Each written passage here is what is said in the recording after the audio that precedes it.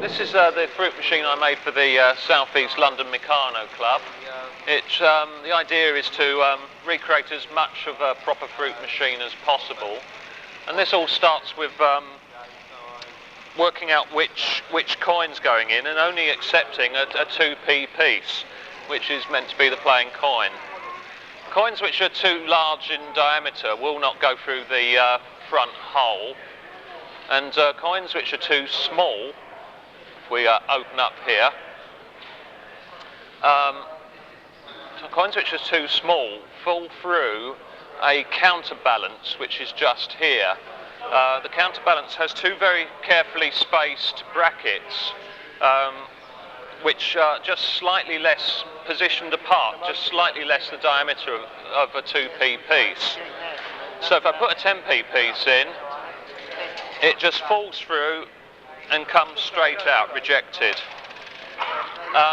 Another thing, if the coin's too light, which I can simulate by jamming the counterbalance a bit, the coin just rests on the counterbalance. And then you can turn this handle, and then once again the coin gets rejected. Right, we're putting the coin proper now. The counterbalance turns, and we're into play acceptance. I'll open up here.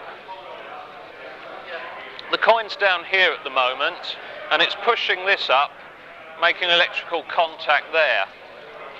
To complete the electrical contact, we pull the handle, and the motor starts for the reels. The reels start up slowly to gain some randomness, and there they stop.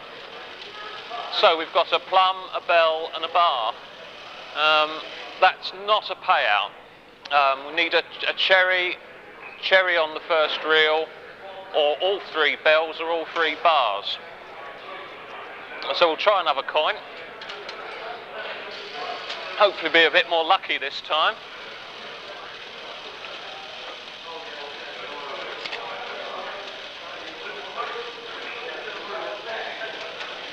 And we've got a cherry. Now, there's the payout. There's the payout from that cherry. Now what happened there? Well, the cherry coming up allows some horizontal bars, which are quite hard to see, but some horizontal rods, to move to the right. And they move to the right because of this large cam here moving these rods by use of tension springs. You need tension springs because if it wasn't, then it would actually force the rods into the reels, and we can't have that. So tension springs are used. Each of the reels has loads of brackets on it. If there's a bracket in the way of the bars which are moving across, that means it's not on the required fruit. If the bracket is missing, then it is on the required fruit, and the rod can move across. For bars and bells, all three reels have to be on the right position. So effectively, the horizontal bar can only go across if all three of bars or bells are up. With cherries, it's more difficult because you're allowed a payout just on the first cherry reel. So one of the bars is just merely connected to that cherry reel. It will move across if it fits on a cherry.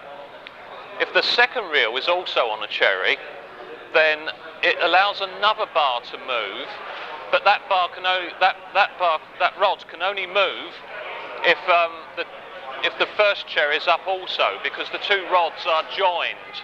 They're ganged together. And likewise for the third cherry. The payout mechanism is at the back. More or less what you have is a rack strip which moves across from one side to the other.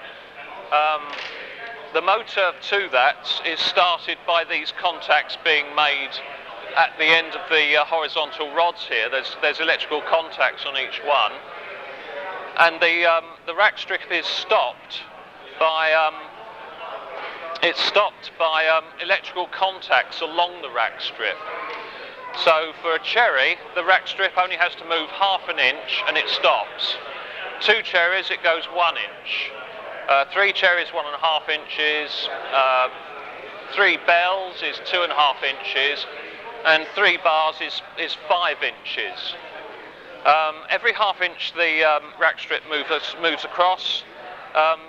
This coin payout wedge here, which is at the bottom of the coin pool, goes in and out, allowing 2 coins out. Once the rack strip's moved and stopped, it needs to be reset, and that's done when the player puts their next coin in and starts the mechanism running again. The rack strips move back to the start.